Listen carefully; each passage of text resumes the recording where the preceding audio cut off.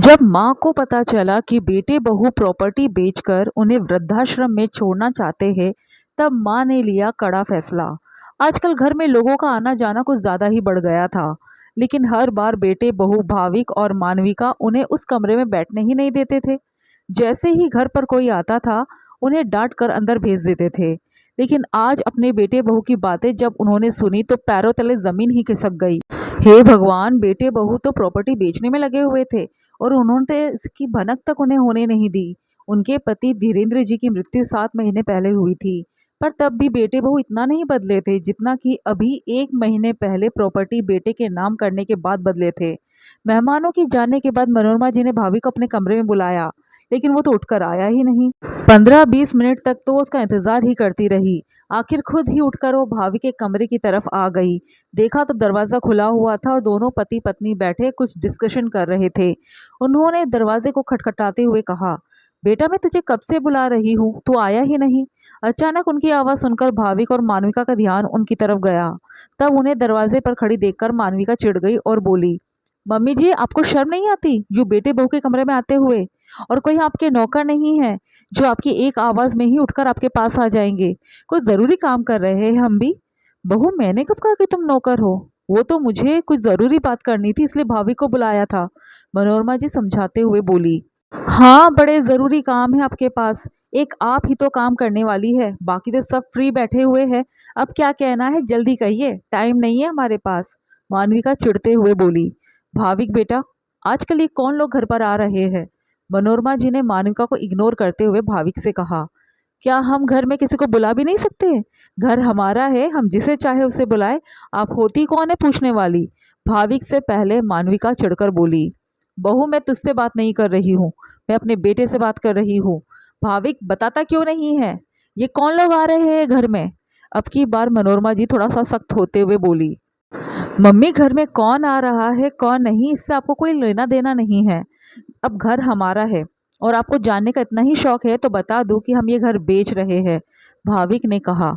लेकिन घर क्यों बेच रहे हो? और घर बेच दोगे तो जाओगे कहाँ? और इसके लिए तुमने मुझसे एक बार ही पूछना ठीक नहीं समझा? मनोरमा जी ने अपनी आवाज़ तेज करते हुए कहा। मम्मी ये घर ही क्या, हम तो दूसरा घर दुकान भी बेच रहे हैं और उसके बाद फिर हम मानविका के मायके वाले शहर में ही शिफ्ट हो जाएंगे और वही कुछ बिजनेस करेंगे, भाविक ने बेफिक्री से कहा। जो यहाँ नहीं कमा पाया वो वहाँ क्या कमाएगा?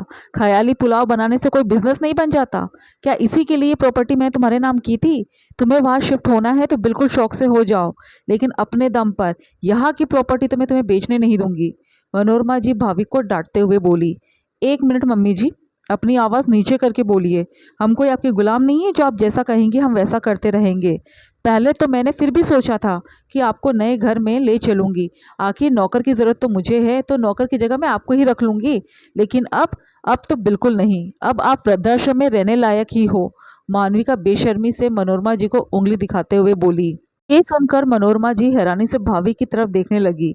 उन्हें अपनी तरफ देखते देखकर भाविक बोला, मम्मी तुम अपना बुढ़ापा खुद ही खराब कर रही हो।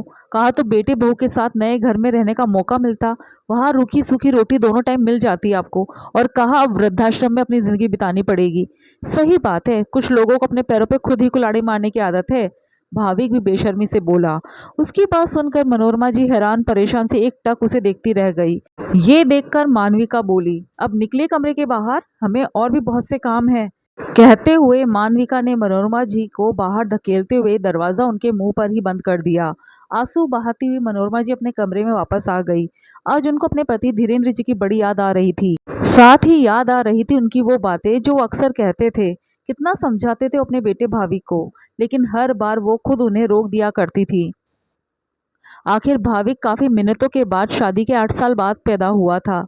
इस कारण मनोरमा जी उससे बहुत ज्यादा ममता रखती थी, उसकी सही गलत हर ख्वाहिशें पूरी करती थी।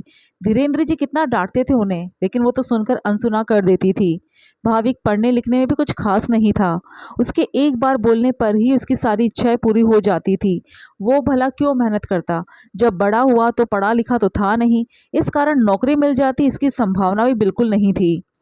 धीरेन्द्र जी की अपनी कपड़ों की दुकान थी, धीरेन्द्र जी ही उसे संभालते थे, क्योंकि भाभी का काम धंधे में बिल्कुल भी मन नहीं लगता था। पर धीरेन्द्र जी ने इतने सालों में अपना घर दुकान के अलावा एक मकान और बनवाया था। जिसे उन्होंने पूरी तरह से किराए पर चढ़ाया था, जहाँ से महीने के 50,000 रुपए किराए से आ जाते थे। अब किराए का पैसा, दुकान की कमाई, तो कमी क्या थी?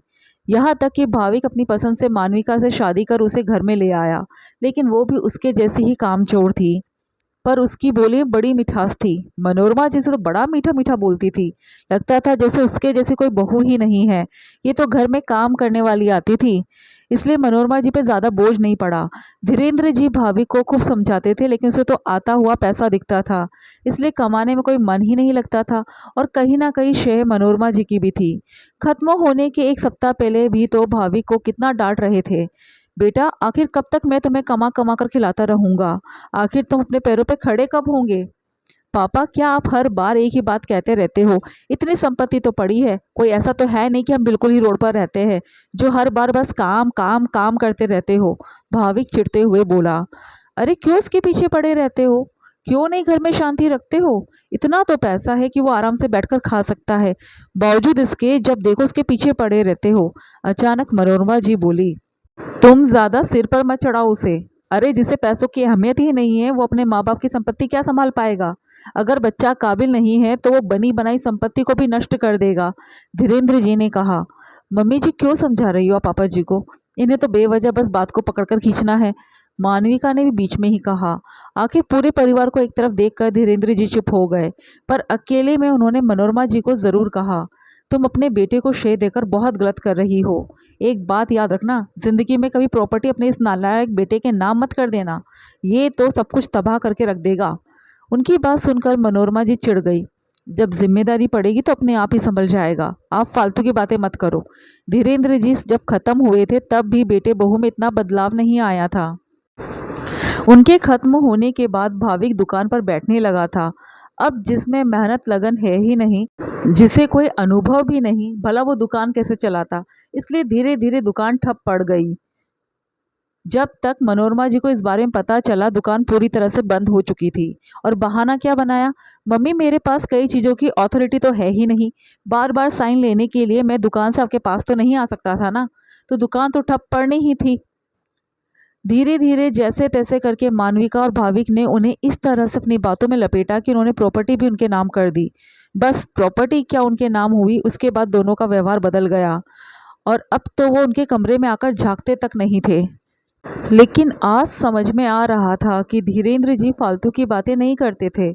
उन्होंने बिल्कुल सही कहा था कि प्रॉपर्टी अपने बेटे के नाम मत कर देना। उसकी हरकतें ऐसी है कि वो प्रॉपर्टी को नष्ट कर ही देगा। पर मनोरमा जी इस प्रॉपर्टी को बिकने देना नहीं चाहती थी, तो कैसे उन्हें रोके? तब उन्हें याद आया कि धीरेन्द्र जी के दोस्त राजेश जी उनकी मदद कर सकते हैं। शाम को मंदिर के नाम पर वो घर से निकली थी और सीधे उनके घर पहुंच गई। वहां जाकर उन्हें अपनी सारी समस्या बताई तो राजेश जी ने कहा, भाभी आप क्यों परेशान होती हो? प्रॉपर्टी भी बिकी थोड़ी ना है, और वैसे भी कानून की नई व्यवस्था के अनुसार माता पिता बच्चों से प्रॉपर्टी वापस ले सकते हैं। आप कानून का सहारा लीजिए और प्रॉपर्टी वापस अपने नाम करवा लीजिए। राजेश जी की बात मनोरमा जी को जज गई और आखिर राजेश जी और उनके बेटे की मदद से उन्होंने प्रॉपर्टी दोबारा अपने नाम करवा ली। हालांकि भाविक और मानविका ने इसका काफ़ी विरोध भी किया, लेकिन दोनों कुछ कर नहीं पाए। मनोरमा जी ने उन्हें अपना बंदोबस्त कहीं और करने के लिए कह दिया। अब दोनों किराए के कमरे में रह रहे हैं और जैसे तैसे अपने दोनों वक्त के खाने का बंदोबस्त कर रहे हैं। हालांकि बाद में दोनों ने अपनी गलती के लिए माफ़ी भी मांगी, लेकिन मनोरमा जी ने उन्हें माफ़ करने से साफ इनकार कर दिया।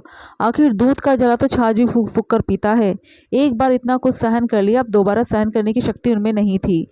इसलिए उन दोनों के लिए इस घर के दरवाजे हमेशा हमेशा के लिए बंद कर दिए।